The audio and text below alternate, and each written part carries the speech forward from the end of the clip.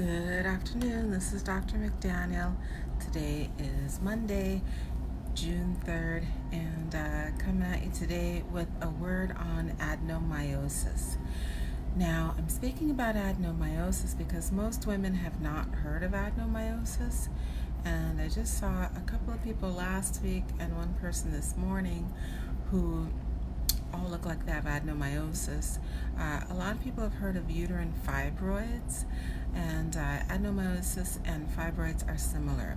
So adenomyosis is a bulking up or a thickening up of the uterus filled with glands. So whereas fibroids are balls of uterine muscle that bulk up and enlarge the uterus, adenomyosis are balls of uterine glandular tissue that usually lines the inside of the uterus to cause bleeding.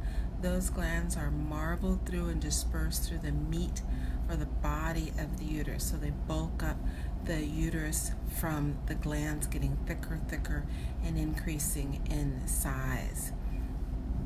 On exam, the uterus feels like it has fibroids, or it feels like someone's pregnant because the uterus is bulky and enlarged. Unlike fibroids, when an exam is done, adenomyosis doesn't feel like potentially discrete balls or lumps.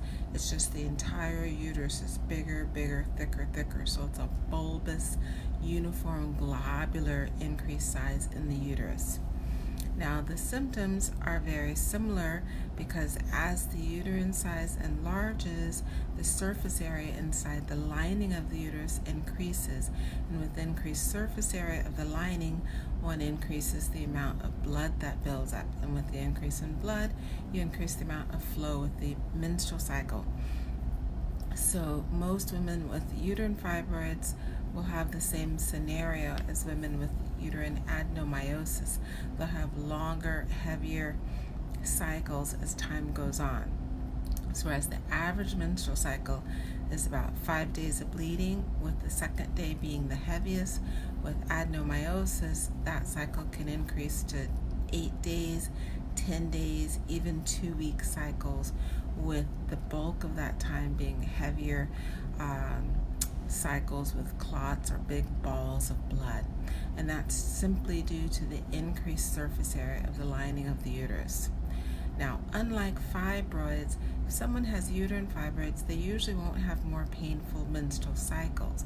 But because adenomyosis is an inflammatory disease, or I should say spectrum, where there is microscopic bleeding inside the meat or the body of the uterus, that blood inside the muscles of the uterus causes a very strong inflammatory response.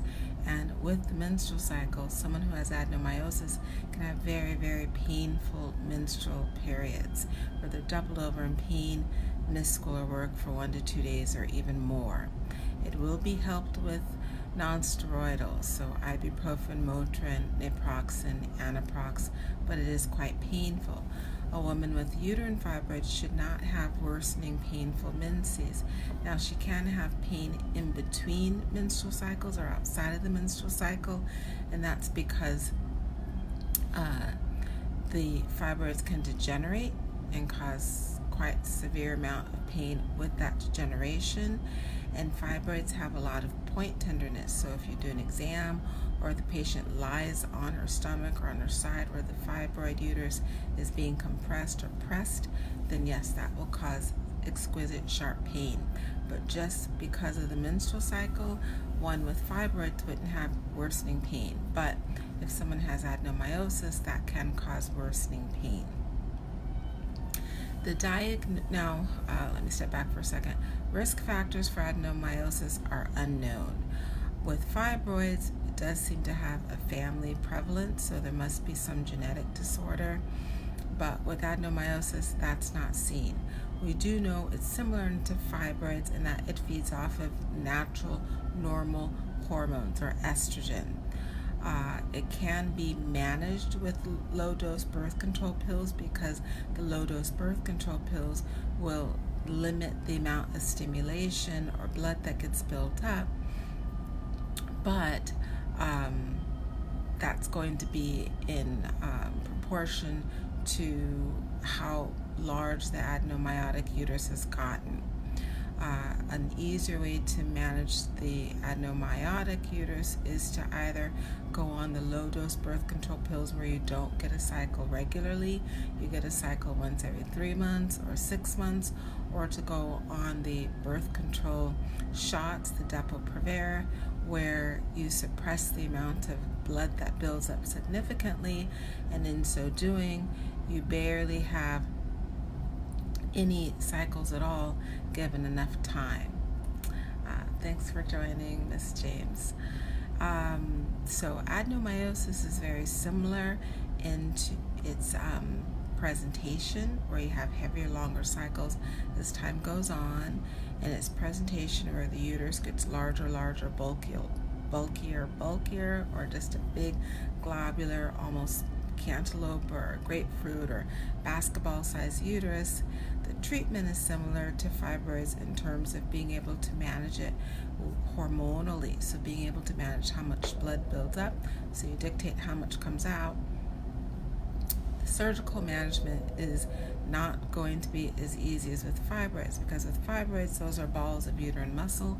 We can surgically go in and just pluck them out. With adenomyosis, you can't do that.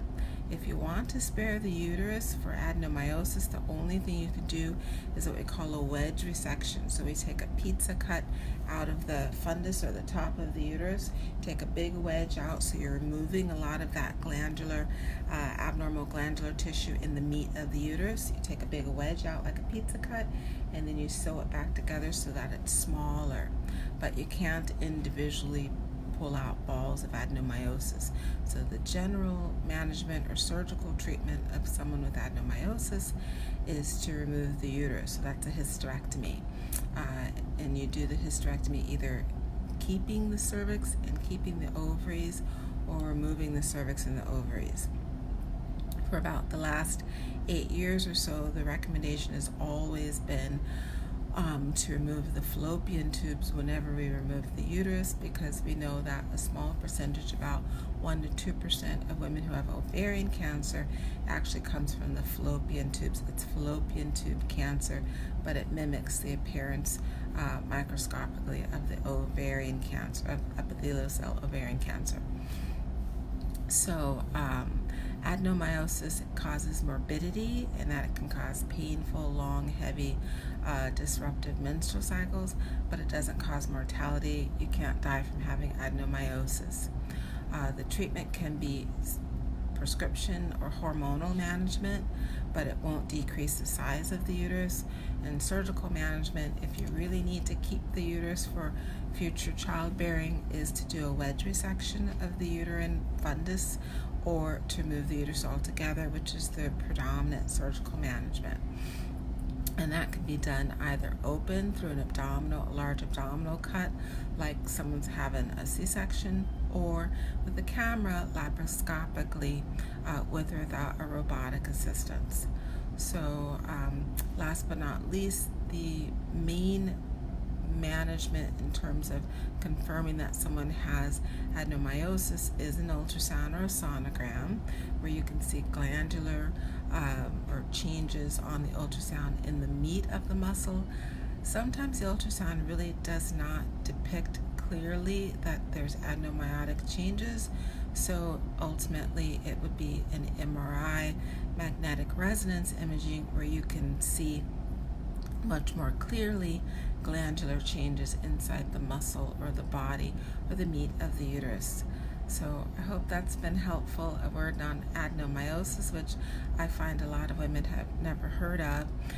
This is Dr. McDaniel and Gyn Corner. Thank you for joining, and I hope you've checked out the YouTube channel that I started also last month. That's also called Gyn Corner.